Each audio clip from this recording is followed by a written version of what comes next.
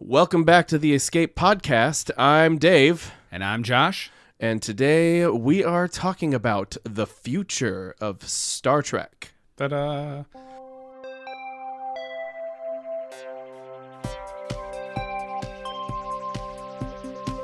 Yeah, and this is a very special episode because this is the first episode we've done in a few years in person. Yes, and what's funny is we're talking about Star Trek, and I believe the last time we were together recording was in talking about Star Trek 6, The Undiscovered Country. I'll trust your judgment on that. I think. I know the first episode we did was on Star Trek, and that was in person. Yeah, we cover a lot of Star Trek. We're big Trekkies, so I cover it because I hate it. Yeah, and so, I mean, the latest news we have is Starfleet Academy is now finally canceled. It's only been like 2 months since it premiered, but it feels like years. Yeah, and we had done an episode, we recorded an episode, I should say, where we were going to talk about a few trailers, and it was going to be the Burbs TV series, the Supergirl trailer, and the trailer for Starfleet Academy. But unfortunately, it made its way into our archive of lost episodes. Yeah, we have into the vault. Yep. So it never released. So never to be seen. Yep. So but yeah, that happens. Let's talk. Yeah. So, well, I mean, where to begin? We have. I don't even know what to say here. Well, let's see. Let me see. We got a list. Let's look at the list. So yeah, me and Dave sat down and took at all the Star Trek series. So there's been, let's see, 1, 2, 3, 4, 5, 6 real Star Trek series, 7, 8, 9, 10, 11, 12, 13, 14 with the additions that there was a few I never heard of, like Scouts. Dave informed me that was an animated kids. Yeah, it's like Jake and the Neverland Pirates, but of Star Trek. Yeah, never heard of it. That age group. So obviously, I think we all kind of know Star Trek started off with what's now known as the original series, which consisted of 3 seasons, 79 episodes, which was from September of 66 to June of 69. That is not including the pilot episode, the unaired pilot episode known as the Cage, which was filmed in 64 but aired in 65, I believe. And I think it was only aired once, and then they were like, right. Yep, we're going to scrap this and retool some Usually of this. I kind of lump it in with the original series, bumping it up to 80. Like I feel like it really should have been the pilot episode, the real first episode, then Where No Man Has Gone Before, then finally like the Man Trap and all that, but just to fit the aesthetic. But okay, then after that we had Star Trek the Animated Series in, let's see, September of 73 to October of 74, which consisted of 2 seasons and 22 episodes. Mm-hmm. A lot of people forget about that one. I don't watch it. I've tried, and I just can't get into the Scooby-Doo aesthetic. It does, yeah. It has that look. I think it was Rankin Bass. So yeah, it very much has that Scooby-Doo Space Ghost kind of look to it. But what's interesting about it, it does have the whole original cast.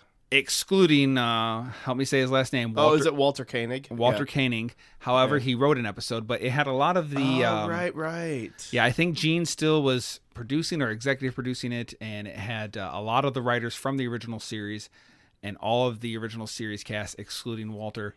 A lot of people, not all people, but some people kind of lump it in as the original Star Trek and kind of consider it the final 2 years of that 5-year mission. I want to mention this real quick, too, is there have been some rumors that the people over at Otoy, who also run the Roddenberry Archive, and they've also been putting out those short films and like preserving like digitally all the Star Trek bridges and props and things, there's been talk that they may be like remastering the animated series as like a more sophisticated looking CG kind of. It might look more aesthetically in line with the original series, live action wise.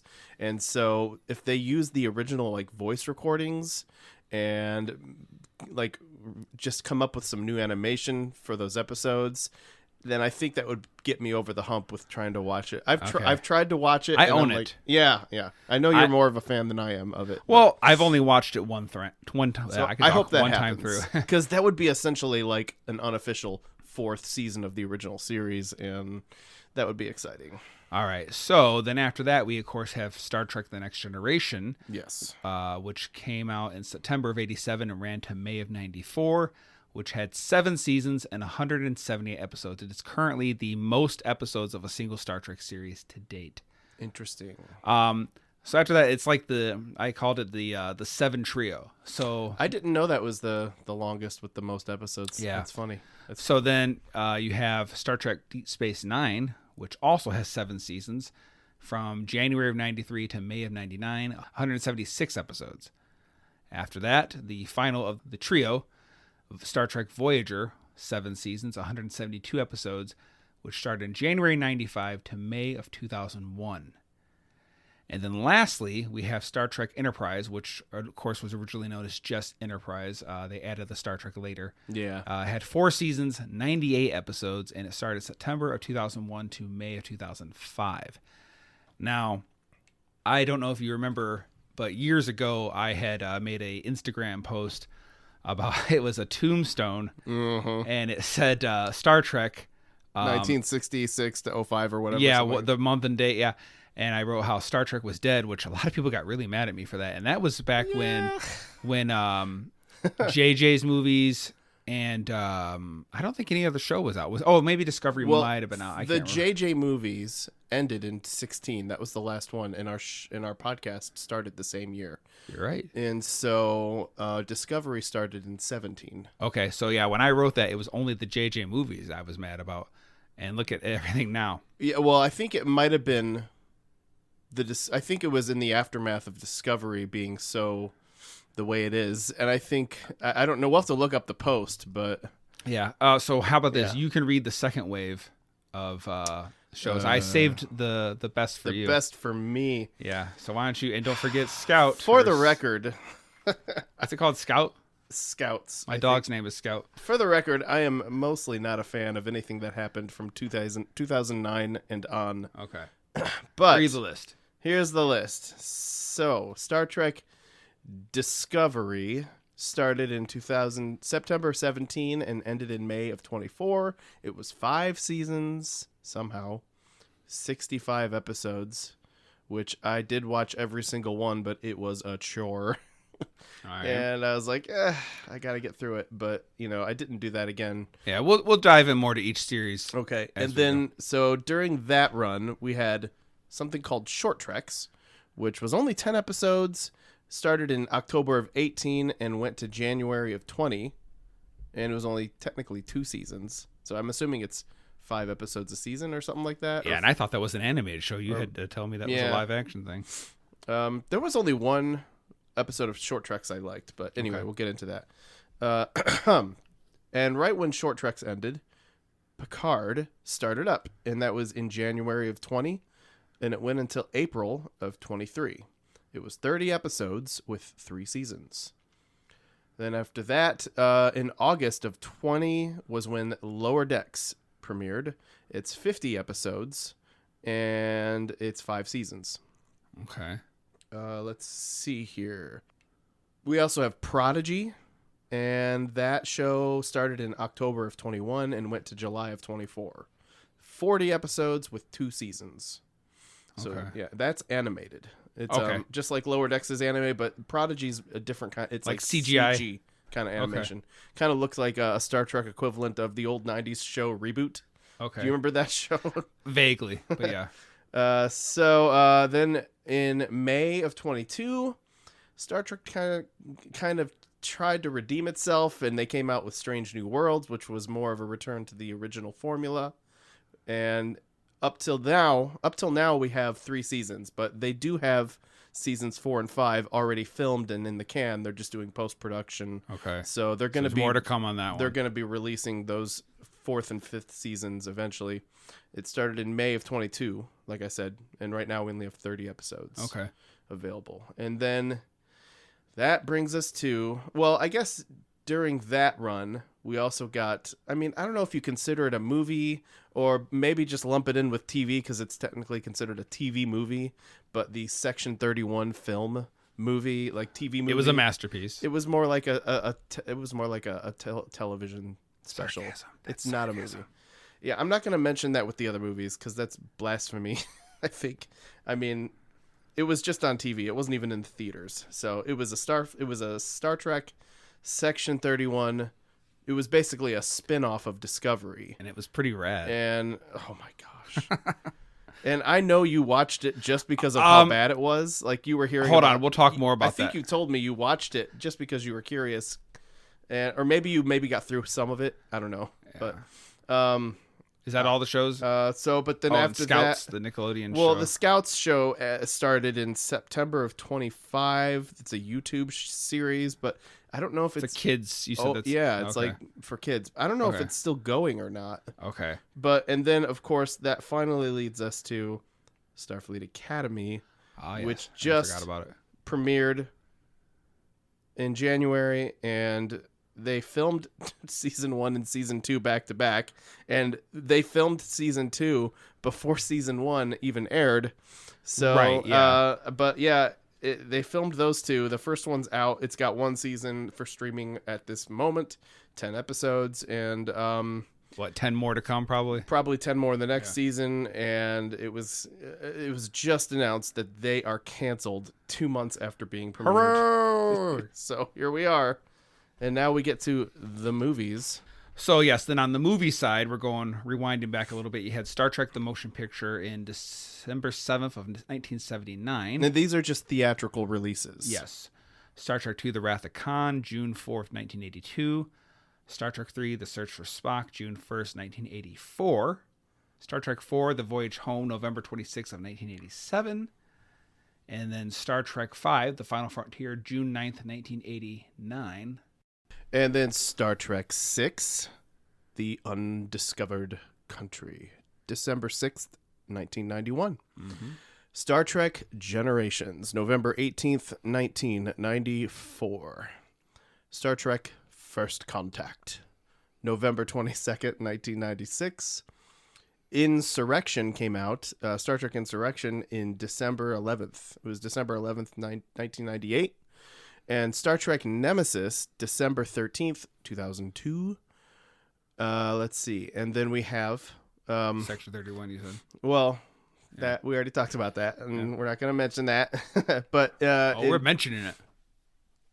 And then the JJ movies began. Oh, I totally forgot about the JJ movies. I should have read more, darn it. So, the JJ movies. Star Trek is all it was called. It came out May 8th, 2009. Which was delayed. I think it was originally supposed to come out in 2008. Okay. Something pushed it back. Alrighty. Maybe it was December, I think, 08 originally. But it came out in May 09. And then the second sequel to that, Into Darkness, was May 17th, 2013. And then the final, Chris Pine... JJ, I guess they call them the Kelvin timeline because it takes place in a different universe. It's not even an alternate timeline. I call him Jar Jar Abrams. It's like a different universe altogether. Yeah. But it's called Star Trek Beyond, and that was July 22nd, 2016. So, right. And this is not including that's the video list. Games, novels, comic books, right. Audio dramas, just there's all that other. There's a ton of Star Trek stuff. There's a lot of good things and bad things. I mean, we're just gonna hone in on the TV shows and movies. So yes. So that's where Star Trek's been. Mm-hmm. So like he said, so what we got? Strange New World's going to be coming off a new season, and what's the other one? Academy. One more season. Starfleet Academy. Those are the only two current running shows as we speak. Well, as we speak, both shows are done. Like they're just, right, but they still are going to have episodes edited. to air. Yeah. So okay. Right now, as we speak, there are no plans for what comes after that. So the big question is, what comes next? What are they probably going to do versus what do we want them to do? Yeah. And so Dave and I were talking about this through was it text message or were we on the phone? I forget. I think it was texting. And we were like, we need to save this for an episode. I was like, let's hold off on this. So let's do this when we can record. So tell me what you were telling me at that time. Well, so the situation is this. There's been so the guy been running the show. The guy who's been running the show, his name's Alex Kurtzman. He's the guy who's been running things since I think either 2000. He had involvement with the JJ movies. Correct? Yeah, so he's been involved with Star Trek since 2008. or 7 when that movie filmed. Sure, okay. And it came out in 2009. And he's been really heavily involved with all the shows that have since Discovery started. Mm-hmm. And he's got a certain way of doing things that the fans have not been, for the most part, not too happy with. Okay. And it's essentially, and it's aesthetically, it's just such a huge departure from what Star Trek used to be, and it's been pretty divisive. And like, it's been, a lot of old fans have been like, you'll see fans get on YouTube and they'll be like, yeah, I don't even watch Star Trek anymore because it's not what drew me in as a fan in the first place anymore. It's just not the same thing. It's like to use a good food analogy, you fall in love with cheeseburgers and you want to get cheeseburgers anytime you can, and then they start serving you something that's slightly different, but they're still calling it a cheeseburger, and before you know it, they're giving you like I don't know, gruel. They're giving you a plate of like vegan spaghetti, and they're still trying to call it a cheeseburger, and like, this isn't even why I'm here anymore. But what's funny is if you go on like Metacritic, Rotten Tomatoes, any of those, they'll show good numbers for all these series and movies and everything else. Yeah, but those are like, so there's what I'm getting at is, it's funny they accuse old school Star Trek fans of review bombing these newer shows and movies, saying how bad they are, but I feel like they're, I don't know what review building, I don't know what it's called, like up, like reviewing it in positive ways. Yeah, it's to try to drive. It's like review armor, basically. It's like, there you go. That sounds good. They're trying to prevent. Yeah, it's a tactic that they try to do preemptively to protect from bad reviews. Yeah, and Star Trek fans just want something good to watch in the Star Trek realm, and they are not afraid to express it when they think they're being, given something that isn't good. Well, what's funny is, a lot of your old series and movies, comic books, whatever, that they're bringing back in various forms or fashion, they do a lot of the, what's it called? Making it woke or whatever. Like making it, gender swapping, race swapping, gays and lesbians, and more. And it doesn't really serve a purpose to the plot. It's just to check a box. Yeah. It seems. They everyone's complaining about. I am not represented in this. So okay, we got to have this kind of person or this kind of ideology to check that box for you. Yeah. I agree with you, But Star Trek seems to be one of the worst, because people have accused Star Wars of doing it, and I can see that to a degree. It's happened to a degree. The Lord of the Rings TV series, some people say that was doing it. Oh, that was tough. I know the X-Men movies, I think, have done that, or you could just say Marvel or DC comic movies anyway, and Doctor Who has been accused of that. There's a lot but Star Trek seems to be maybe one of the worst for it. Yeah, so honestly, as a Star Wars fan, which I am both a Star Wars fan and a Star Trek fan, I love both equally. Well, maybe Star Trek a little more, honestly. But I have been mostly like a fan of what has come out in the last 10 years from Star Wars since The Force Awakens, and all the movies and shows. Some of it has been bad, some of it has been pretty good. And the thing Star Wars is doing really well is sticking true to the aesthetic and sticking true to as some people have called it, the Bible of the lore. Okay. And not changing things just for the sake of changing them. Like, for instance, the Klingons in Discovery were so changed drastically.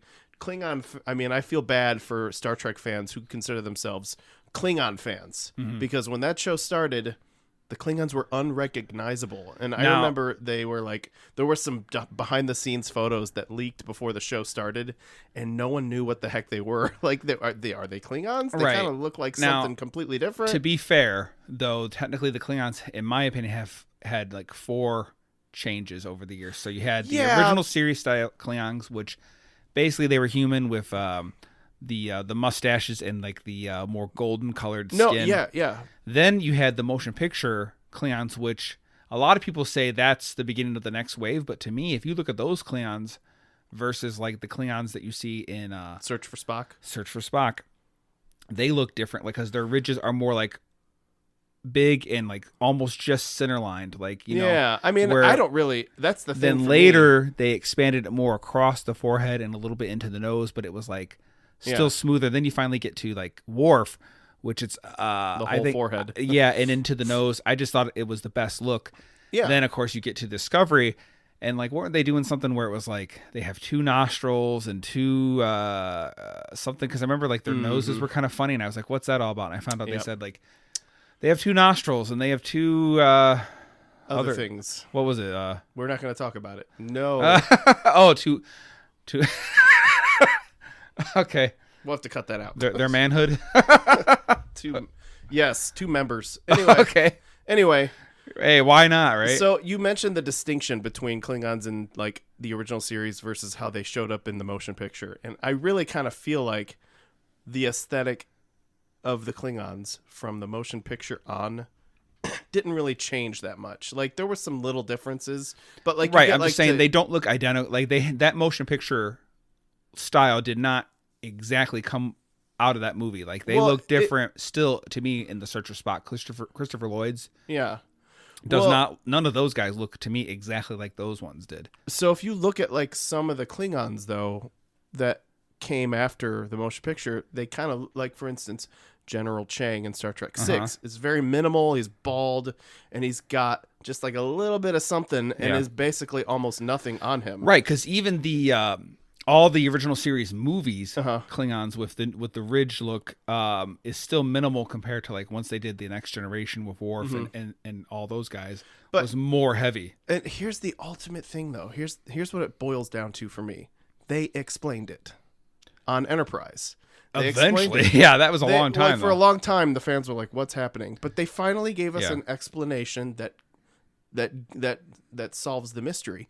It was the thing with the Klingons trying to make Klingon augments using the augment DNA from Earth's eugenic wars, and it didn't go plus well. A disease, and the only way plus some kind of illness, and the only way to cure it was to interject human DNA, and it was like. And so the Klingons started to look more human as a side effect from curing the disease. And not only did it affect Klingons, but it affected in the Enterprise episode, they mentioned it affected other worlds, which could also explain why some of these other races look slightly different from the original series into the Next Generation era, like say Andorians and there's some other like small differences. Andorians don't look. Well, like between Enterprise and original series, the Andorians look a little different. And, these are just slight changes aesthetically that we never really had an explanation for. They gave us one that we can put in our pocket and be like, okay, I can run with that. Okay. And it's not going to bother me anymore because you can explain it away with that. But like with the Discovery stuff, we get to the era of Discovery and like the things that they would change with no explanation and with no it's just so far beyond it's just unrecognizable. Well, I just think even like I think a Ferengi once popped up on Discovery, and it was like it looked more like an orc and a leprechaun had a child. Yeah, I remember when I first saw what the Discovery Klingons were going to look like. I remember thinking like it looks like someone did their own take on the Klingons. That's actually the real explanation. They're Klingoffs. They're not quite right. They are look like as if I saw this in a different sci-fi series, I would think, oh, they're ripping off the Klingons, but they changed it just enough. They had a nickname. I don't know if you ever saw this, but because they kind of look and sound like orcs from Lord of the Rings, so people were calling them Klingorcs. Oh no. What's happening with the franchise as a whole? So we you said, we got one more season of is it one more season of Starfleet Academy and one more season of Strange New Worlds, or is it going to get more beyond that? We got 2 more seasons that are coming out of Strange New Worlds. 4 and 5, yeah. Okay. The first 3 have already aired. Okay. And we have one more season of Starfleet Academy. I'm excited to get through. Yeah. Or just ignore altogether, which is what I did in the first season for the most part. Okay. But anyway, so what are they saying might happen? That's the thing. They're not saying much. Yeah.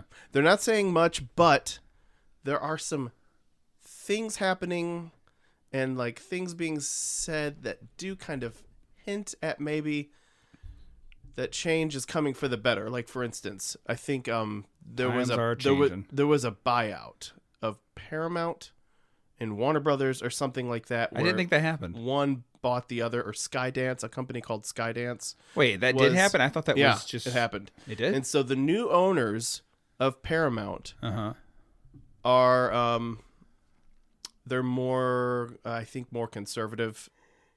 And they are maybe possibly more coming from the old school mindset of Star Trek fans that grew up with Star Trek in the 90s. What leads you to believe this?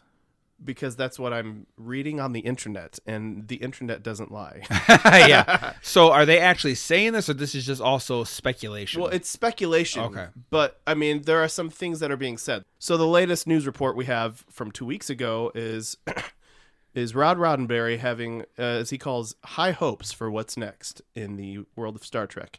Because he's also said the new ownership at Paramount, quote, gets it, unquote. That's what he said. And he did this long interview with Trek Movie recently. Okay. And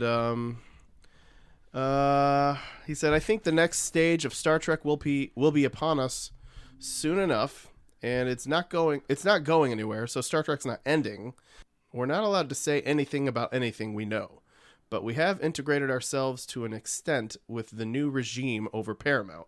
And what we love is that they love entertainment. They love Star Trek and what it can be, from what we can tell. And we're very excited about what can come about under their direction. So this sounds like it's something going to be different than what we've had for the last decade. Okay, I hate to be the skeptical one. Okay. But between us, I am. You're the optimist, I'm the skeptic. I tend to try to be an optimist. Okay. Yes. So my problem is, it reminds me of like when they have an actor of a show, when they're doing a newer version of the show or movies, sign off and say, "Oh wow, I got a sneak peek of the new movie. It was great. It was really exciting." I know what you're saying. I think the same thing when like by putting Christopher Nolan's name on the Man of Steel movie, because all in all, his Batman series did well. They were trying to cash in on the Batman Christopher Nolan likes this. Like, this is going to be great. And he is. He's the son of Gene Roddenberry, so the prince of the series. Even though he doesn't have any really creative control, right, or say so. He's been more or less involved behind the scenes and like on the sidelines as like. But is he really, or is he like what producer? They did with Gene Roddenberry when they kicked him upstairs, so to speak? I don't know what you mean. Okay, so basically when Star Trek the Motion Picture didn't, do so well critically, they said there was a lot of ideals that Gene Roddenberry had for what the next movie might have been, and they I guess called it kicking him upstairs. It's where they give him a higher title, like but he's less involved. But it gets him hands off, so now they can really do what they wanted to do. Mm-hmm. And I heard that's what they did. That's part of the reason. If you look at the Next Generation, the first 2 seasons, it is essentially an 80s version of the 60s show, basically. Yeah. And I hate to say it, it's not until Gene Roddenberry passed. Mm-hmm. I agree with you. And season 3, a lot of people say that season 2 is where it got good. I actually... It was a little better. Maybe a little better, but all in all, it was season 3 where they started. Season 2 gave us the Borg. Yeah, so. I'm not saying everything was terrible. I'm not even saying everything was bad about season 1, per se. But I'm just saying, like, once he had less involvement, one of the things that Gene Roddenberry supposedly, he wanted the crew to have no conflict with one another. All the conflict had to come from them encountering another race or another race having conflict with each other, and they're the beacons of light, and you can't really have a good show where nobody disagrees with each other. On the crew. So anyway, my point is, Gene Roddenberry eventually had no control over Star Trek, or little to none, and it kind of blossomed a little more. Right. I'm not saying every episode was great. I'm not saying every movie was great, but I just wonder, are they just really getting Rod? I mean, this is his bread and butter. Let's not be coy about it. I think the saying goes, "Don't poop where you eat." Yeah. So, so they're not going to trash talk something that is right. Their bread and butter. Exactly. This is the empire that his dad has built. Mm-hmm. He's riding the coattails of it, but he has no, to my knowledge, creative control or any real say-so. He might say, oh yeah, Dad would have liked this, or Dad would never go for this. But like other than that, he has no real say-so. But of course, he's the Prince of Star Trek. He's going to say, oh yeah, don't worry, guys, because these shows and movies were terrible. Don't worry, guys, we're getting back to the basics. But that's the thing. So he hasn't been vocal. He's been mostly quiet. Okay. In the last decade about the stuff we've been streaming on the official Paramount stuff. He's been he's had executive producer credits and like writer credits here and there, but he's not been compared to lately where he's been more vocal, and I think it's almost the opposite where he's getting more control. He's getting more involved. You think this or this though? That's what I'm trying to figure out. I can look it up, but I thought you knew. I mean, does he actually have more control for the franchise? He's talking like he's gonna have more control in these interviews and things. He's giving us the impression that he's got something up his sleeve, and it's gonna be different, and the right people are involved, and it's not the same people that have been involved, and that's so. For instance, he was more involved alongside Terry Matalas for the 3rd season of Picard. The 3rd season of Picard was the closest we've had to something more familiar to Star Trek fans. Okay. It was the best. I mean, it wasn't perfect. I'm going to have to rebuttal on that. So I've only watched it once, so maybe I need to watch it again. But my problem is with the 3rd season of Picard, yes, you had the whole cast, the Enterprise here, but The Next Generation. The Next Generation Enterprise, I'm sorry. But is it really that good?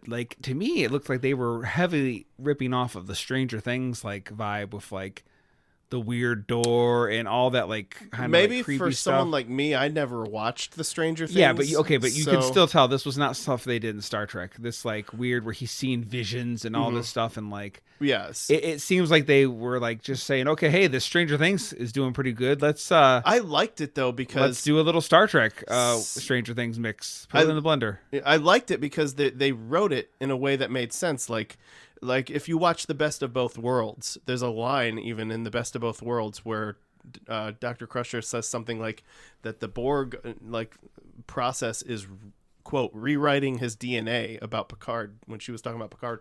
And so when in the future, when we find out Picard's got a child and that the Borg DNA process somehow got into his head, and it was the Borg all along, and they connected the dots really well with the plot.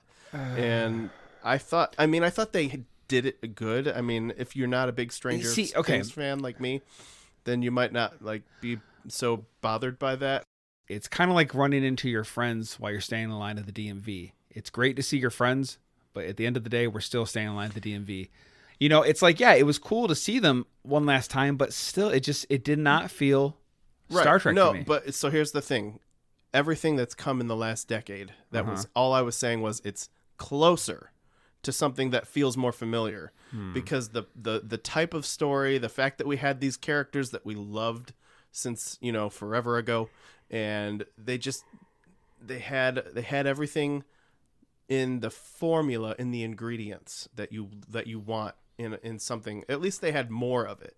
It didn't feel like you were watching another episode of The Next Generation or a Next Generation movie, but it was kind of put out there as they're trying to make season 3 of Picard a 10 episode, 10 hour long new Next Gen movie. And that was kind of the approach they tried to take. Okay, fine. But here's the thing. The 3rd season of Picard, the showrunner was Terry Matalas. He was involved with Voyager and on Enterprise as I think a producer or something. He was the only one that came from that era of the golden era of Star Trek to be involved with that side of producing and show running. And none of the there was a lot of other people who have been running the show with the other stuff that were not involved with the 3rd season. Even in the first 2 seasons of Picard, there were people that were involved with the first 2 seasons that were not involved with season 3. And it shows, and I think for the better. See, I don't know. I feel okay, yeah, you can get somebody from the golden years, if you will, but doesn't mean they're going to have really any significant say-so about it. I just sometimes I feel that's a ploy for people that know these franchises. Oh, great. This writer is on it. Oh wow, this producer, this whatever is in it, and like people hopefully get excited about watching the show or whatever, seeing the movie. Yeah, I know what you're saying. Doesn't necessarily mean anything to me. It gives you trust issues. I get it. Yes. But so the very fact that Eugene Roddenberry he's been acting more vocal lately about things, and that's kind of, I don't know. It gives me more hope that maybe he's not misleading us. I hope that he's not misleading us. And the fact that he is involved so much as he is with the Roddenberry archive, and they've been making these short films with Otoy. I don't know if you're familiar. Otoy. Oh, it stands. I mean, you send me stuff, so it's OTOY. I don't know if it stands for something, but people just call it Otoy. Okay. I don't know if it's an acronym.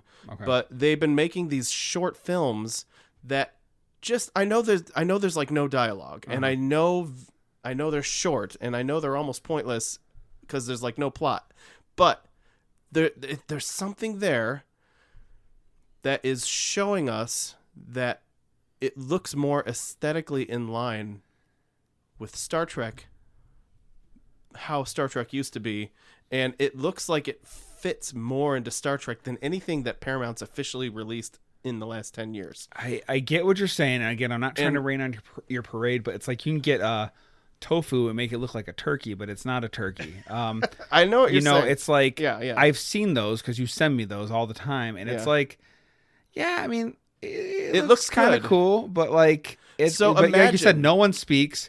There's no story, and I'm like, so okay, it's just showing off the tech. Like, okay, that's kind of cool, but like at the end of the day, like it means nothing to me. Currently, yes, that's the thing. But I think the point of it is they're saying, look what we can do visually. Now give us the keys to Star Trek and let us write episodes or movies.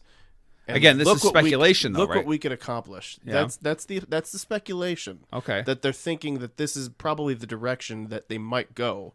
And if that happens, it would be a much needed improvement with the direction of Star Trek in the modern day. Here's the thing, though. They can, if they really wanted to, they can make Star Trek look like another season of The Next Generation filmed in 95. Yeah, but they're not going to do it. If they wanted to. I know. If they really wanted to, they could make it look like anything they wanted. Yeah. But the problem is when you're could. still writing stories that are just trying to check boxes with what they think people want to hear, or maybe some people do want to hear it.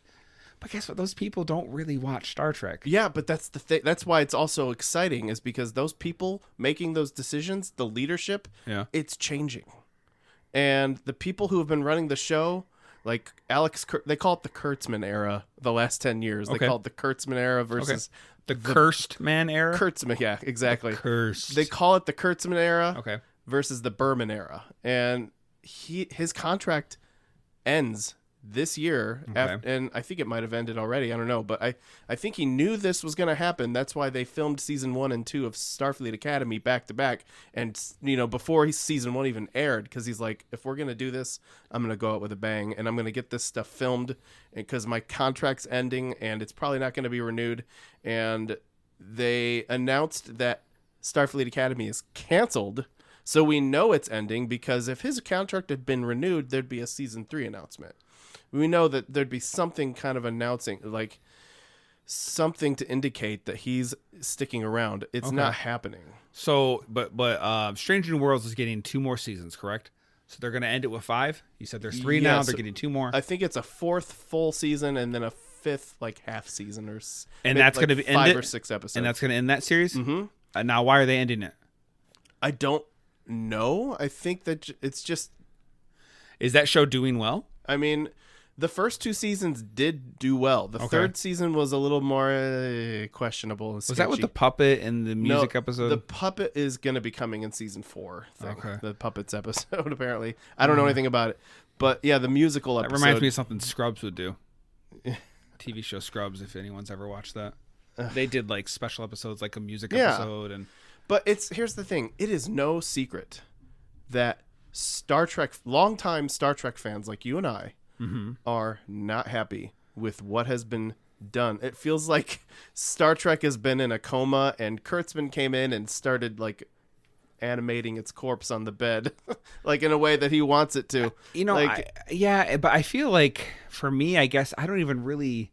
But and my point was going to say that the new people that are running Paramount now are fans of Star Trek. And I would hope so, but they're closer to our age. I don't know if you know this. The guy what's his name? I think his name is the new head of Paramount is actually a guy named David Ellison. Okay. And I'm showing you a picture of him now. He looks like he's our age. Okay. And it's safe to assume he grew up in watching Star Trek at the same time we did. Okay. And if that's the case, and if he's a self-described Star Trek fan, and Rod Roddenberry's been saying that Star Trek is going to be going in a different direction, and he said it's hopefully going to be for the better. Like, these are just things that are they're ambiguous. I get it. But it's just like, okay, to me, I'm taking over a thing that has this particular show. Of course, I'm going to say, oh, man, and I love that show that they have, Like, I don't know. I mean, is he really going to come forward and say, I'm coming aboard, but I really hate Star Trek. I mean, they want to try to get people pumped and excited, and that we're gonna turn the tables on this. But 10 years ago, when this happened and Star Trek started making Discovery and all that, the people on board had very little Star Trek knowledge, and they just were given the basics, and they're just like, I want to redesign the Klingons, I want to leave my mark, I want to do my take on things, and. They shoot lasers and they're in space. That's all I need to know. Yeah, exactly. And so, it started annoying the fans to the point where they launched the Discovery crew 1,000 years in the future or whatever, so that it wouldn't interfere with original series era timeline, which was the biggest complaint. And I have said this, but it was already too late. Yeah, that instead of doing when they did JJ's movies, instead of setting it in the original series timeline, jump it 20, 30, 40, 50 years ahead.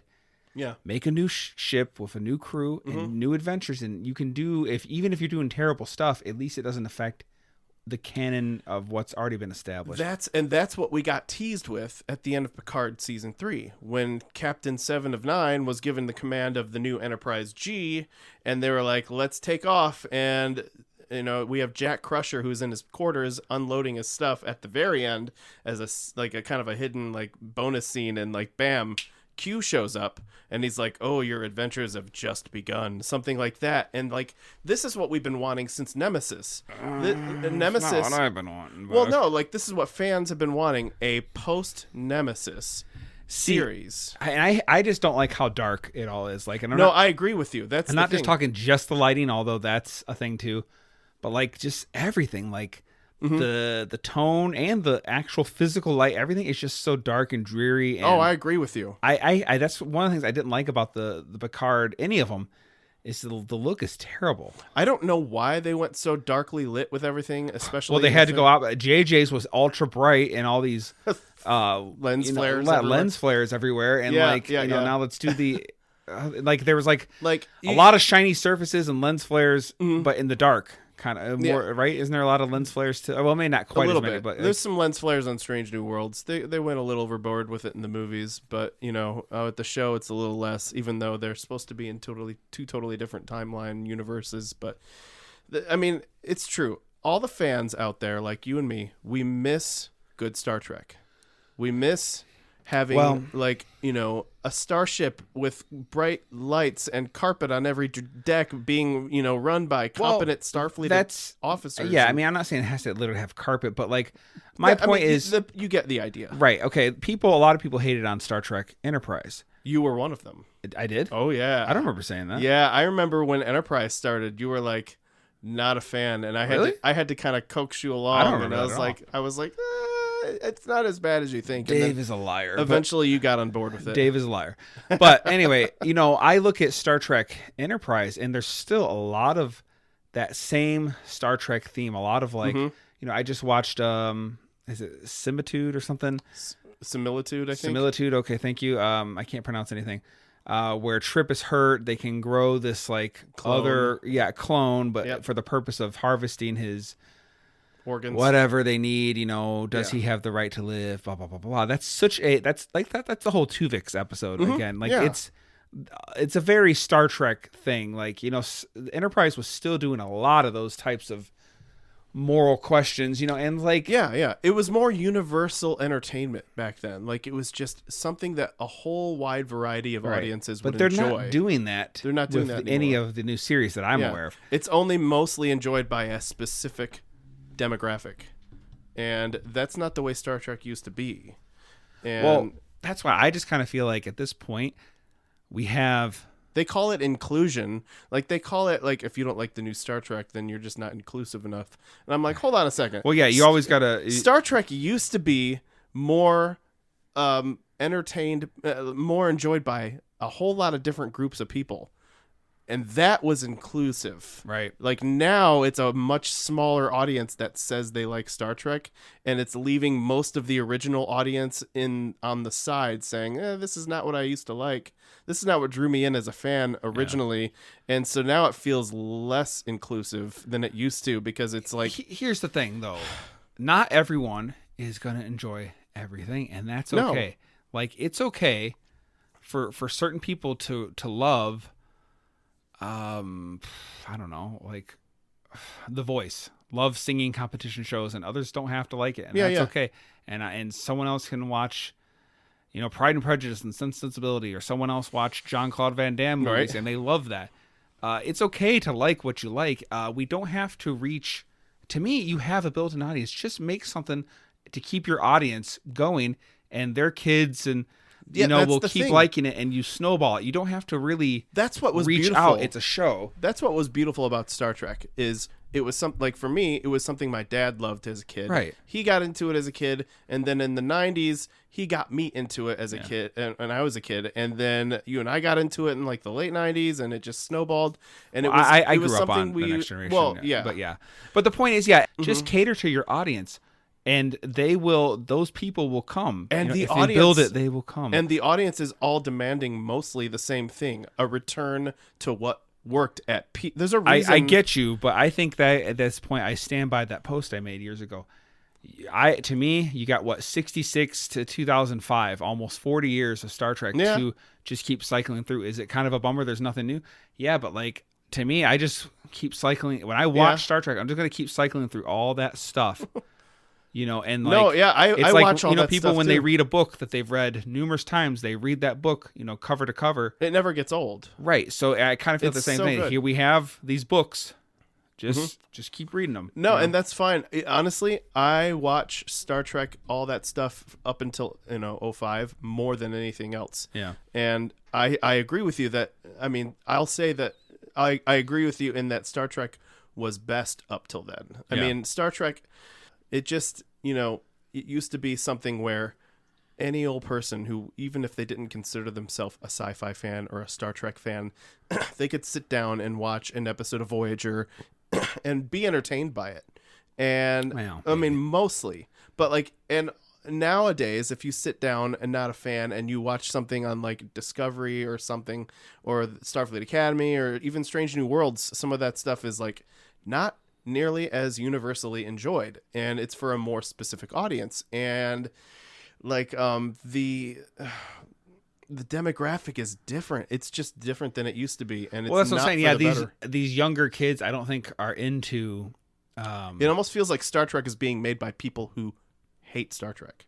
Well, yeah, I think it is, because I think they're trying to get these, teenage and 20-somethings and 30-somethings maybe even to. And it's not working. It's to just watch not it, working. but like. Don't worry about it. It try feels to, like most of those kids just want to watch TikTok videos or whatever, Instagram reels. Star Trek needs to also, I think, it needs to go back to longer seasons, because that was part of the formula that worked and what got you invested in these characters in the golden era of Star Trek up until 2005. You had these like seasons that were like between 20 and 25 episodes long that started in like the fall and ended, took a Christmas break in the middle of the year, and then like they started again, and they went to like May of the next year, and it was just like it actually kind of coincided with like school years, and so it was kind right. But they're not going to do that they anymore. Took a summer break, streaming. Like, no, I know that, just... but I'm saying like there's a lot of fans demanding Star Trek needs to go back to longer seasons if they want fans to fall in love with these characters that they're trying to write for these new shows. It doesn't really work a 10 episode season doesn't give you enough time to even care about these characters. Even if you want to watch Starfleet Academy, if you're a fan of Starfleet Academy, it's a struggle to get like invested in these characters in only under 10 episodes or less. I think the problem is most of your shows now, all these streaming shows are somewhere like 6, 8, or 10 episodes. Yeah. That's kind of the max. Yeah.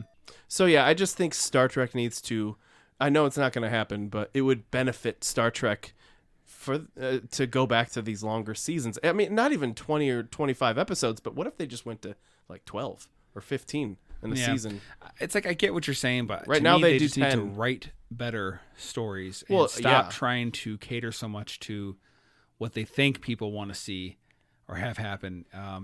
But just go back to what worked, man. Star Trek at its peak popularity was in the 90s and early 2000s. There's a reason for that, because the formula worked. Yeah. They did what they did, and for the most part, it worked. There were some things that didn't work. Well, yeah. But so if you go back to that formula and modify it a little bit, you'll be golden. Yeah. Like I don't know. It's like one of the things that it's just a minor nitpick. It's like all the Star Trek tech now, it looks like almost like it's all very touchscreen based. And it looks basically like nothing, like something we already almost have. To a degree. That's a challenge with Star Trek, is that, you know, as we have like new things in our current modern day technology, the world of tech that we have now, it's starting to look more sophisticated than things we even had 10, 20 years ago. So shows of Star Trek that were made in the early 2000s and late 90s look dated. And so that's the challenge. But I mean, the best approach to that is, I think, the way they handled it in the 90s in reference to the original series. They just need to do the same thing, where like in the Deep Space Nine episode where they went back in time and Sisko and gang hung out on the Enterprise and did the thing where they were looking for Captain Kirk's assassin with the bomb and the tribble and all that. Yeah. And everything was different and all the uniforms were different. They just didn't talk about it. It was just kind of this unspoken, like, you roll with it. Like, and there were some things where like there. Yeah, but that was with wait, so you're saying that they should make it look like the Next Generation, like with that kind of control panels, like L cars or whatever. Like, for instance, on the series finale of Picard, when we saw the Enterprise D bridge in its full glory again, and everything on there had the carpet and the bright lights and like the touch screen, the panels, but there were no like holographic nothing looked like nearly as fancy and polished, and like every surface is a shiny reflective thing, like on the Titan, their other ship. Although like, it didn't have those side stations like it did in Generations. Right, no, I mean, which it should have technically had, because the assumption is here that when Geordi restored it, Geordi just restored it to an earlier version. Ship crashed on Viridian or whatever. Because those stations weren't even there for that long, if you look at it. Yeah, they were only in that movie. Yeah, and so from between anyway, I'm sorry, continue. When the show ended and the movie, it was like, I don't know. Yeah, they just add those extra stations that people stood at. It was destroyed to smithereens. So when he restored the bridge, he probably just restored it to what it was for the most of the time. But anyway, the point is, they go with it. They just showed us these everything in the Enterprise D bridge looks very 90s aesthetically, but also like the color schemes and like the it feels like you're in someone's living room. That's the way Jonathan Frakes described it. Okay. It feels like you're in someone's really nice living room, and I think as a viewer, you just have to reframe your mind and just assume that this is futuristic, just because I can't understand why this is futuristic, or kind of like some people would say that there at some point the Federation is gonna like ally itself with an alien species that looks like this aesthetically, and we're gonna exchange technology, and the Federation and Starfleet is gonna start to look like this again, and it's just gonna be because of the alien influence, you know. I don't know. I mean, you could explain it in a lot of different ways, because I remember when I saw the original series, and I then found out that is being considered canon with Next Generation. And I was like, originally I was thinking, really? Like, they're not just going to call the Next Generation going forward a reboot. They're going to actually put the original series in the past of the Next Generation. Mm-hmm. Like, I thought that the Next Generation was a reboot and like they were just going to completely disregard the original series. Yeah. That's what I thought. And then I found out that it wasn't. And then I saw like the episode Relics with Scotty on the holodeck. And like, so they're like establishing that the original series is canon. You just have to go with the fact that it looks different. See, and I, obviously there's not as much nostalgia for the Enterprise E because it wasn't the one we grew up watching on the show. I love the E. But I thought the E looked pretty good to me. That looks pretty good. I wouldn't mind if a ship looked akin to that style. Yeah, you could easily do that. Although I do think it's kind of crazy to think like touch screen being used to fire something that could so easily be your finger slips a little bit. Yeah, like to me, I feel like you want like, do you remember? Was it Narathacon where you actually see like the little like button guard on the torpedo launcher that he has to flip up before he can push? Like you feel like you'd want something like that, like a trigger guard to keep from shooting someone that you don't want to shoot. Well, and it's funny because on Voyager, when Tom Paris was designing the Delta Flyer shuttle, and he gave himself on his station a bunch of retro-looking, like, tactile, clicky buttons, and he was talking about how this feels more like I'm connected to the controls instead of touchpads all over the place. And they have these kinds of like flips and buttons and things on Strange New Worlds too, even though everything could be easily just like iPads everywhere. Well, there's a TV show, it's based off a video game series called Fallout. I know you didn't watch it, but it's kind of like this where it's the future, but it's like this very like 50s, 60s, well, I guess more 60s future where like, what they call the retro future, where it's supposed to be like the 60s, but it's there's robots and there's, like whatever. And what's kind of interesting about it is retro futuristic. Yeah, is it has like this look of things from the 1960s, but with a future twist to it.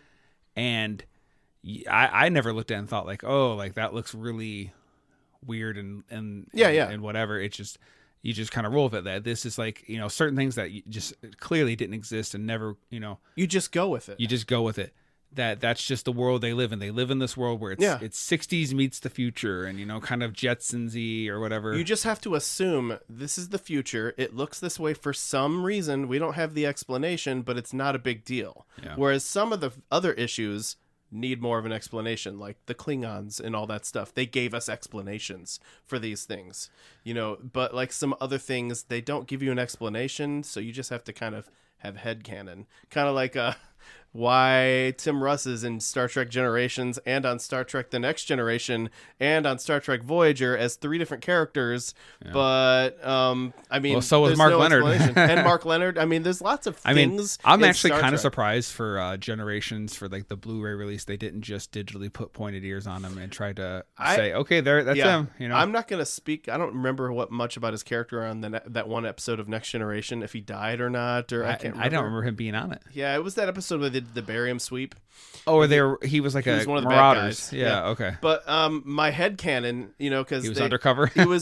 So we know he served under Captain Sulu on the Excelsior, and after that he went. And so it's just kind of this thing where like he was. Some people have said in my headcanon he was undercover for Section 31, disguised as a human, serving aboard the Enterprise B.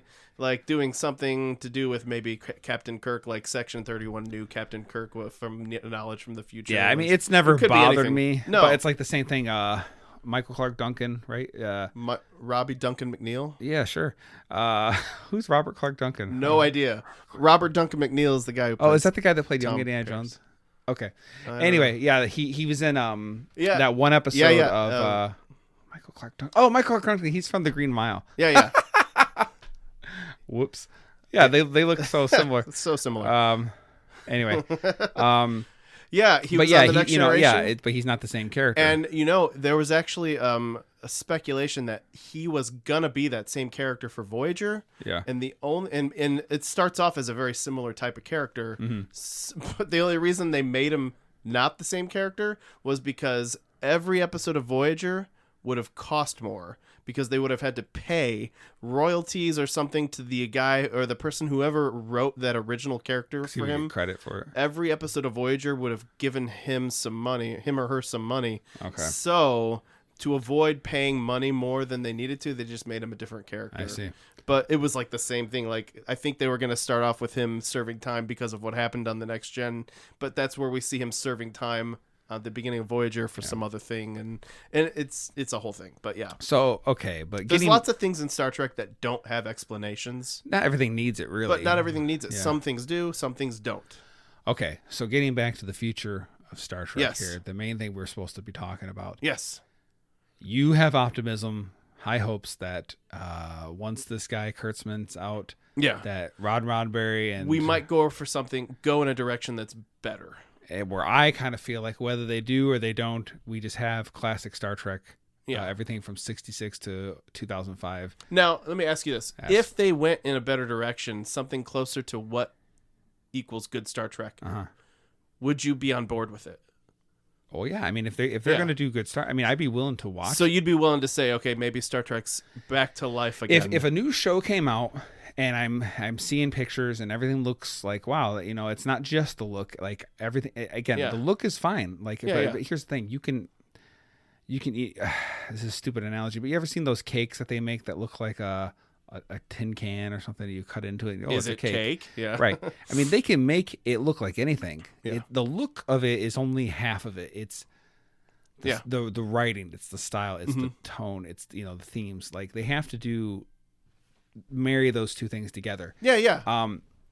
So yeah, if they did a new show and it not just looks more like in line with classic Trek, but I start hearing some good things, then maybe I'll go to the first episode and check it out and see what we got. But I'm not excited about new Star Trek. I'm not looking forward to new Star Trek. I don't even I hate to say it, really care. And a lot of fans are there, man. I just got the old stuff, and that's good for me. I've seen a lot of YouTubers lately who are Star Trek fans that are fed up with Star Trek as it has been for the last decade. Right. And they're like, they're like me. They grew up on like the Berman era. Voyager's their favorite show, but they're so jaded and disappointed from the last decade. They just don't care anymore because they feel like investing any more emotion into Star Trek is going to cost them and be more detrimental than it is for any good. It reminds me of like, you have your favorite band. Let's say you have some like punk rock you band. Could totally do a band and they're like, analogy. They're underground. They don't care about the, anything. They're just doing their music. They're doing their thing. Then they get signed and then they get rich and then they get more famous. And now they're pressured or they feel like we got to write more mainstream radio hits and whatever. And like their sound is just, they split off. You always have the old CDs, Yeah. And that's kind of how I feel about it, Another thing comes to mind when we had the 2016 reboot of Ghostbusters, the all-female cast of Ghostbusters. It's the best one. Dan Aykroyd was, I think contractually obligated, like most people are, to go around and say this is good. And he was going around with all the promotional stuff. Yeah, if they're he was saying in the movie, good, even in that sense, like they're gonna. And then after that thing came out and crashed, and it was received the way it was, and contracts were up, and that was just all those evil white males. Then Dan Aykroyd started going around saying, I knew that thing was going to be bad from the start. He started being more honest about it, and that's the way it's been. Like, but you see, and that's the problem, is how do you trust anybody when that's the thing, when they're on board, whether they're a writer or director or they're an actor, and they were part of that franchise before, or heck, even if they're new to it, they're gonna say, "Oh, this is great. We're finally giving the fans what we want." Like, but that's what you're gonna be pumped. You can't trust them. That's what gives me hope, because that's not happening. They're not saying Star Trek's gonna be good going forward. We've got a plan for a show that's gonna take us right back into the middle of the Voyager era or something like that. They're not saying that. They're hinting subtly that things are gonna be different, but they're not saying like big grandiose things. They're not praising anything about what's to come.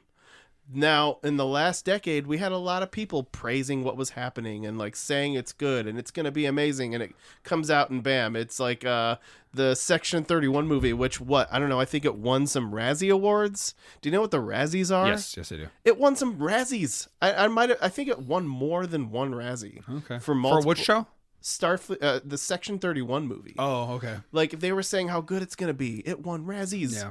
And like people were saying how great it was gonna be. But that's what's giving me hope right now is things feel different now than they have because they're saying very little. And they're hinting at it's gonna be different, but they're saying very little. If it wasn't gonna be different, nothing would be different right now. Nothing would be changing. They'd be promoting things business as usual. Do you remember when I think it was, if my memory serves, it was before they even did the Strange New Worlds or Discovery, whatever it was, Discovery, yeah. You were telling me that there was rumor that they were going to do a show that took place between the events of the Undiscovered Country up into the events of the first season, the first episode of Next Generation, that time frame of the Klingons and the Starfleet kind of working together.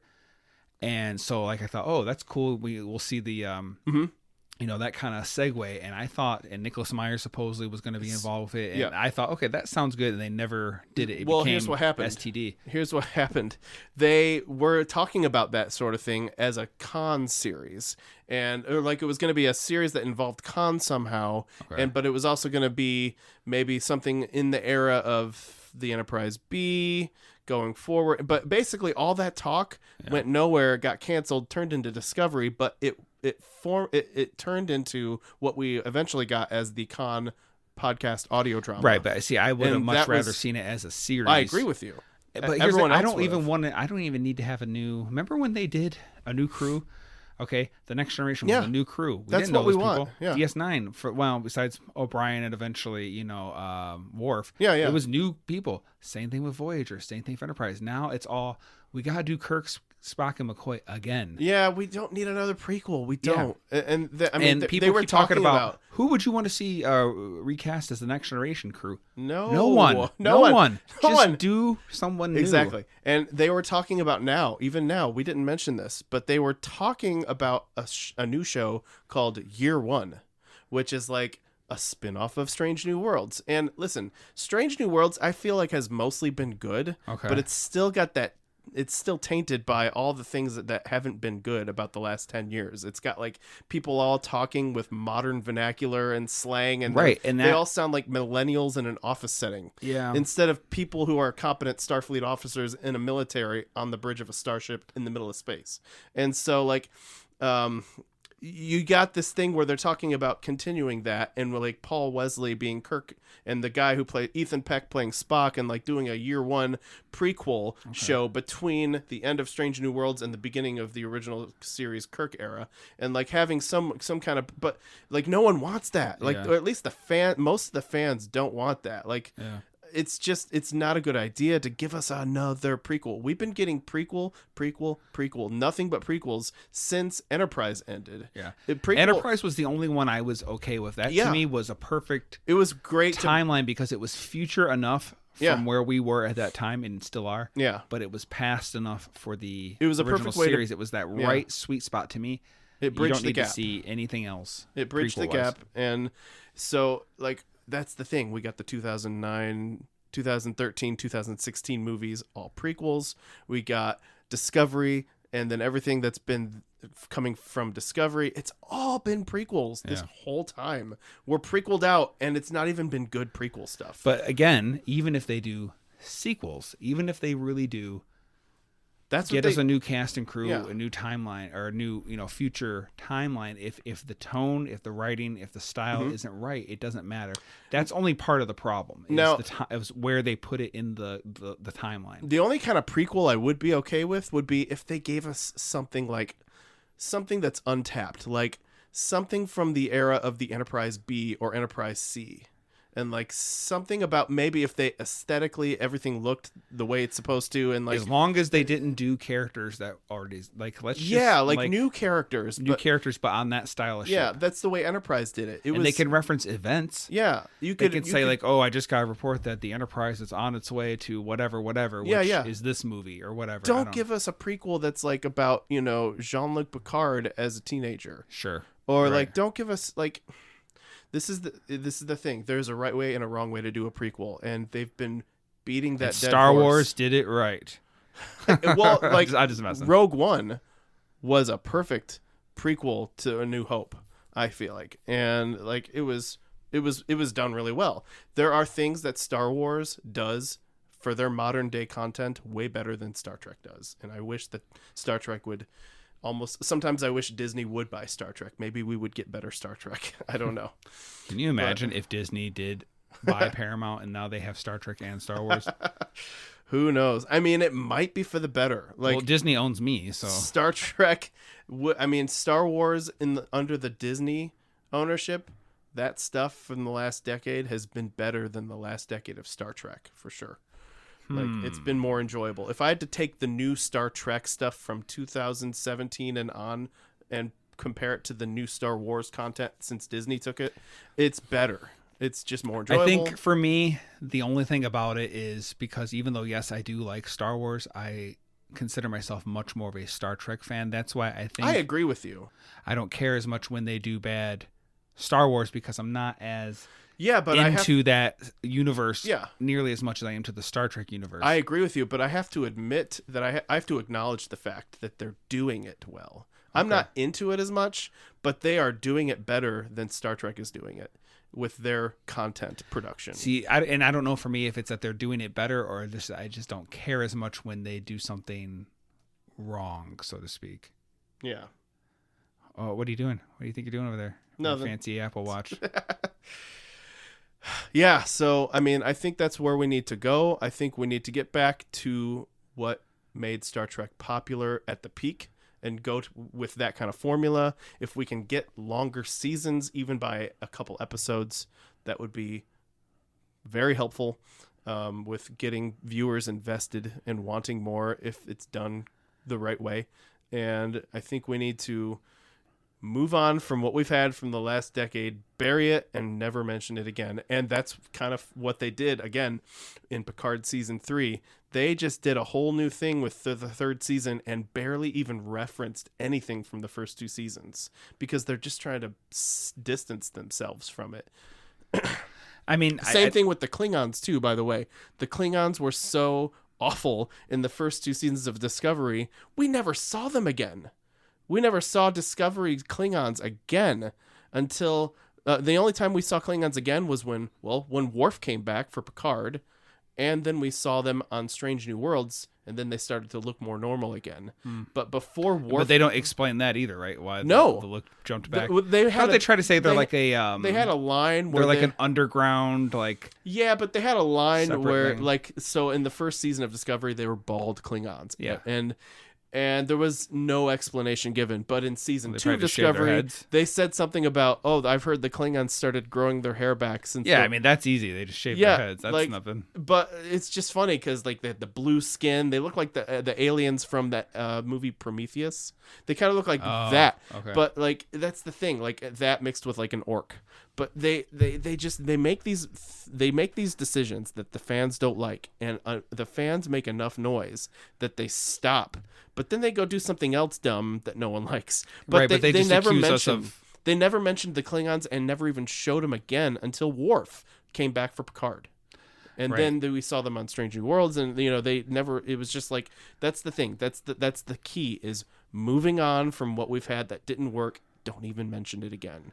But they just accuse the fans of being crybabies. Just evil white men and all this stuff. Yeah, that's the thing, though. It's like we're not crybaby and we're not evil. We just want good content. We want Star Trek to be made the correct way, and I think they know what that is, but they've got these people who have been coming in to run the show that don't care about that as much, and they just want to leave their mark. They just want to design the Klingons the way they want, and they want to do this and they want to do that, and they don't want to like be boxed in creatively, and that's also what messes things up, is when you get people like that who look at established lore, and the fact that Star Trek is very detail oriented, and that's an appeal to Star Trek fans.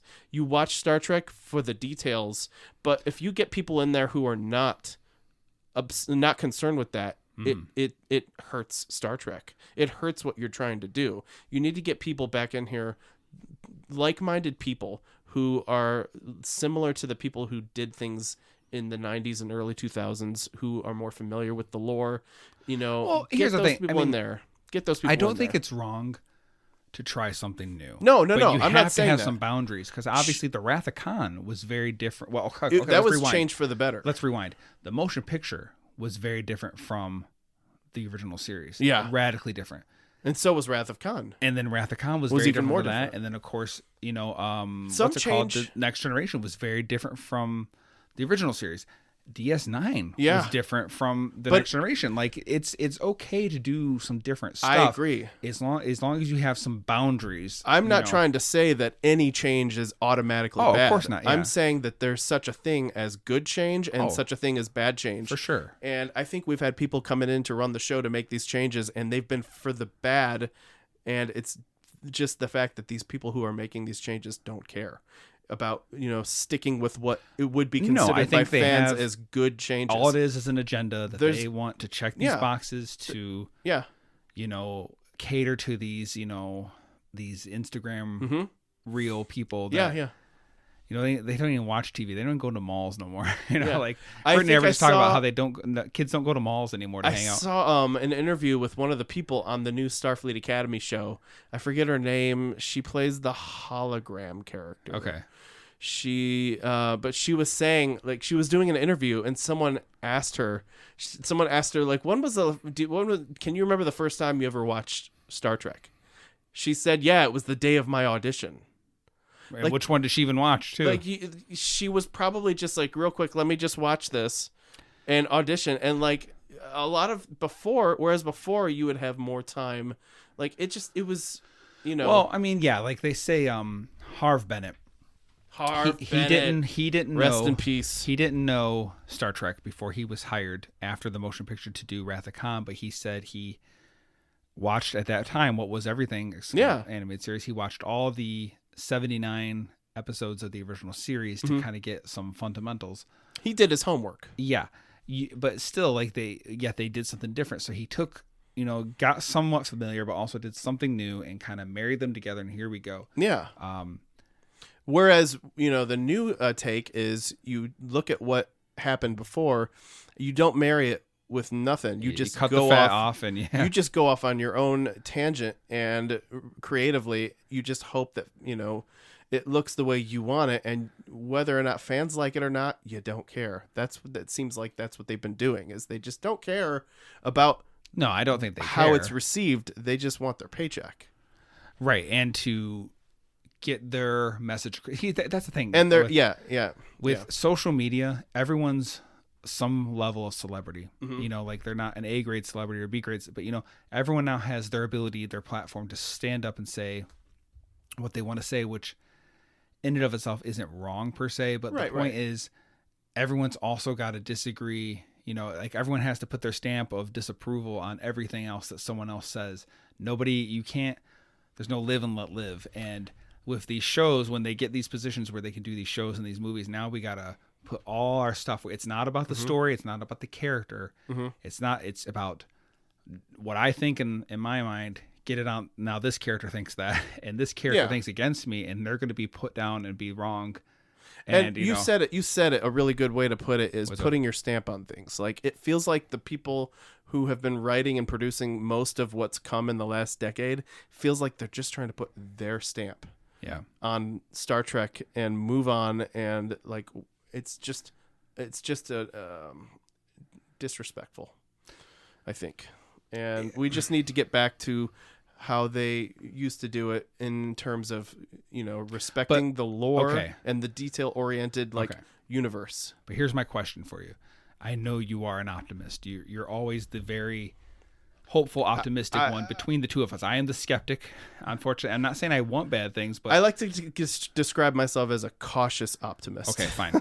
But okay, that's what you want, and that's fine. But do you really think this is going to happen? Do you really think they're going to, when this Star Trek stuff's over and it's time to start anew, whether it's a movie or TV show or whatever, do you think the new people, whoever they are actually going to listen, look at all the how things went, and say, we're ready to do it right? Do you think it's really going to happen?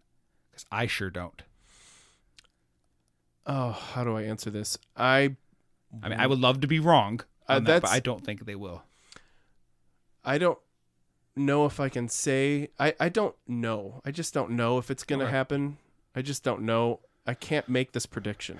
Well, it's too early in the stage. It's just a guess. I mean, I would say it's the based off the way everything's have always gone. You think they would really? It feels like really care this time. They're really going to change. I'll say that there's a chance, only because it feels like there's a shift happening in leadership, and it feels like it's shifting away from what we've had for the last decade. It's shifting away from that.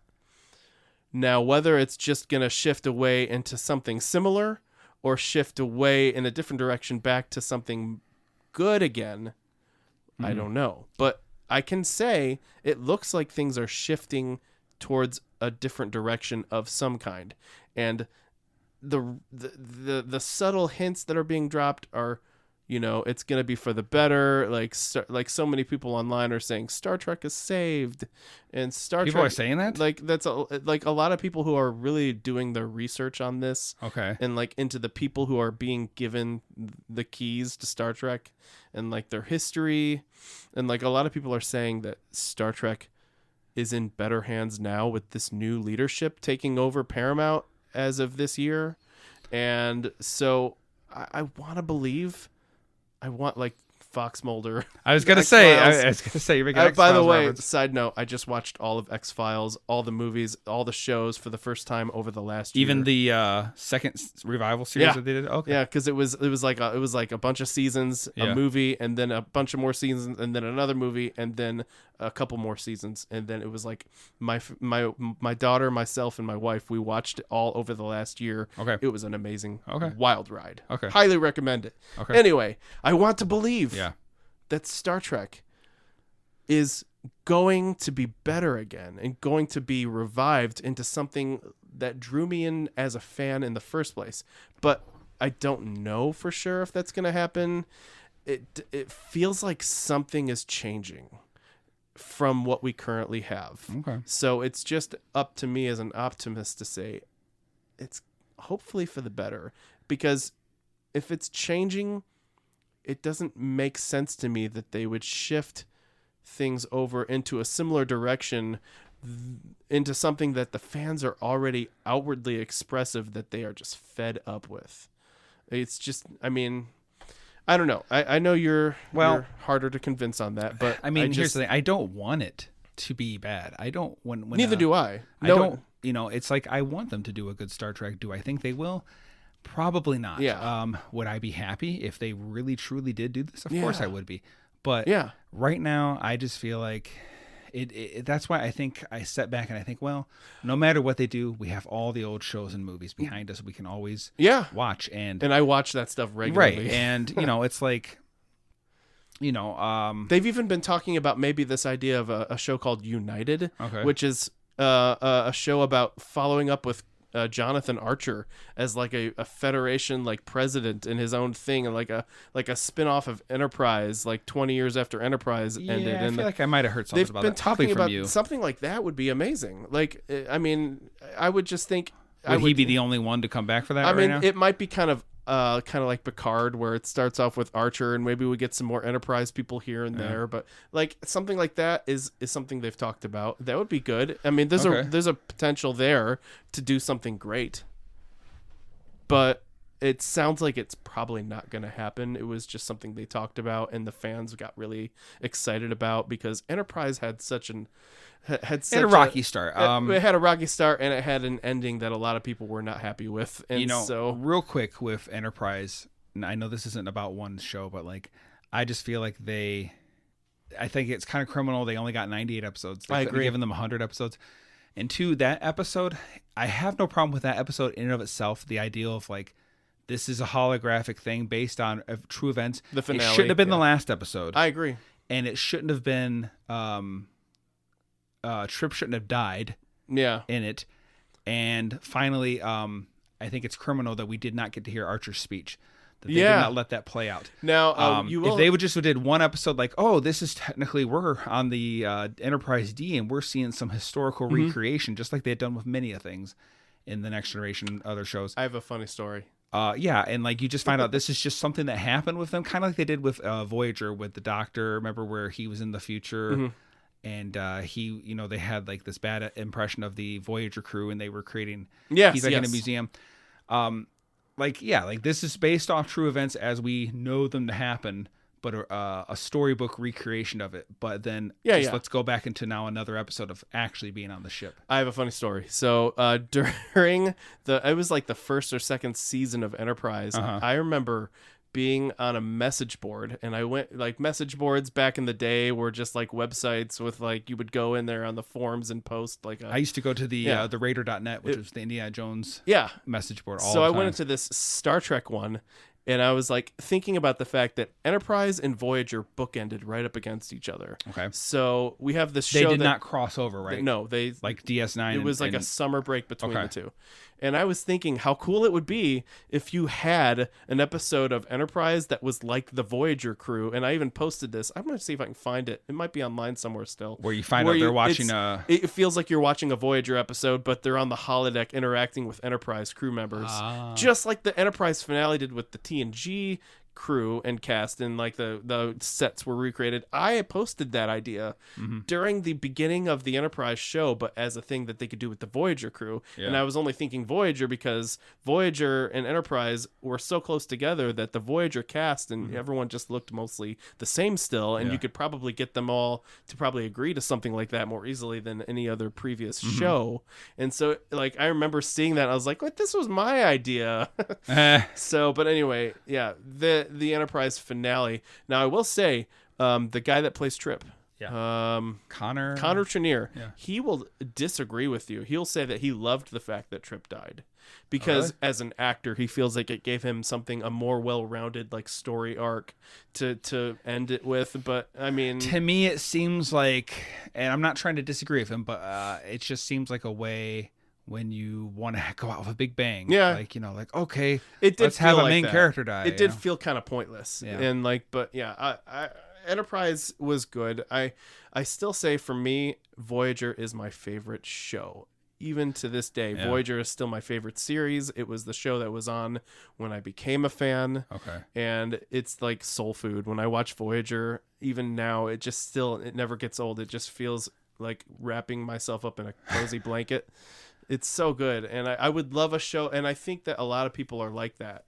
They want, that's what they wanted in this idea of having Star Trek Legacy spin-off from Picard, like something like more akin to Voyager. Yeah, I grew up watching The Next Generation. Yeah. So that's like, I guess the most familiar of the shows for me. I have now gone back. I've watched every episode of the original series, the animated series, Next Generation, DS9, Voyager, Enterprise. Amazing. At least once.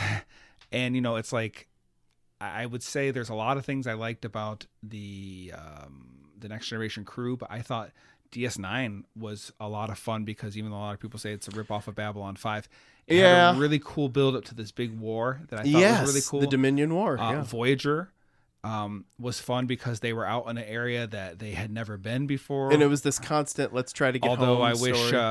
I wish they could have finally done something more with the aliens not looking like people. But that's a thing with Star Trek in general. But especially being out in the Delta Quadrant, it was annoying to me. The only thing about Voyager I wish they would have got an extra season at the end where we got them back on Earth, acclimating back to life on Earth after they got home. It just kind of ended with them in front of Earth, and that was it. And then Enterprise was a lot of fun too because there was a lot of newness for them, a lot of uncertainty, limitations, no tractor beam, no shields. No replicators. They didn't even use the transporter at first. Just a lot of like problems that. So fun. Oh, if this was a problem on DS9 or Voyager, it'd be nothing. Yeah. But this, like a lot of workarounds for them. So there's a lot of things to like about all those shows. Yes. Even the original series. I was actually very surprised. A lot of people, say like, oh, the first 2 seasons are the better ones. The third one, I get it. But, I thought there was a lot of great episodes with the original series. There's a handful. I mean, it's 80 episodes, but it's like 30 good ones. Well, yeah, I mean, that's... But still. But still, there's a lot to... I mean, here's the thing. It sets the stage not for the every universe. episode was written by the same writer. So you have really good episodes, then you have some decent ones, then you have some bad ones. Same thing with the movies, like different writers, different directors. So yes, of course there's bad episodes and bad movies, but all in all, I'm, have fun with it and I enjoy it.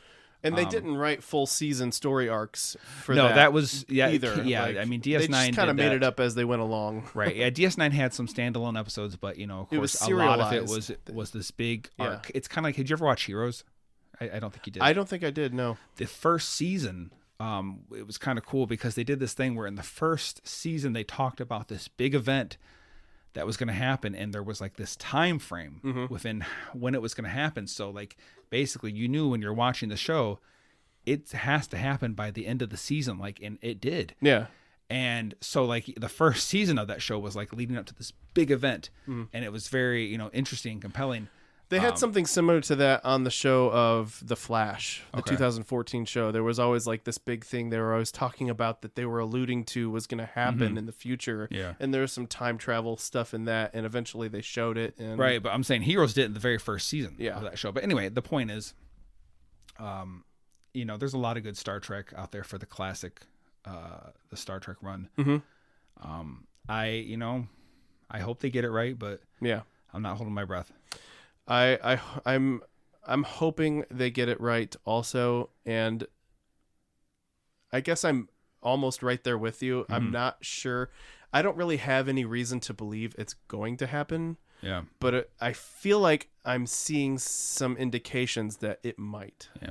Another thing, I don't really need cameos. Like, at least not at first. Like, we don't need cameos. We don't need to do the same characters, just different actors. We don't need that either.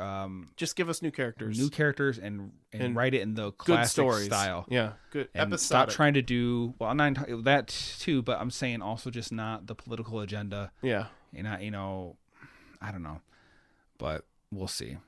Yeah. I agree. I think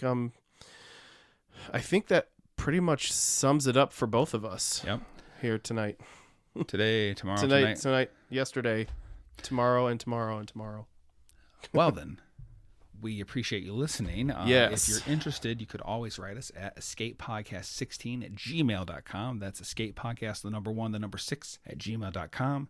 You can check out our link tree at linktree.com/TEP16. Yep.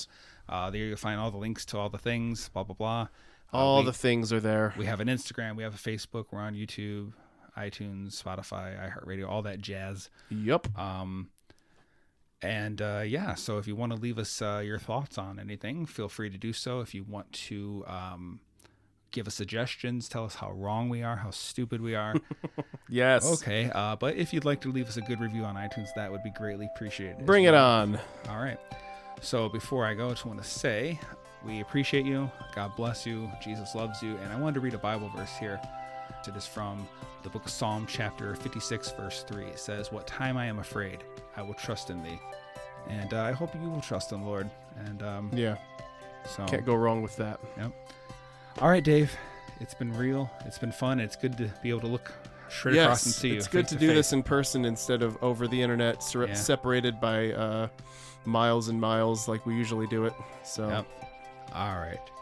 Later, skater. Live long and prosper, everybody. Bye. I said, what does God need with a starship? That's crazy.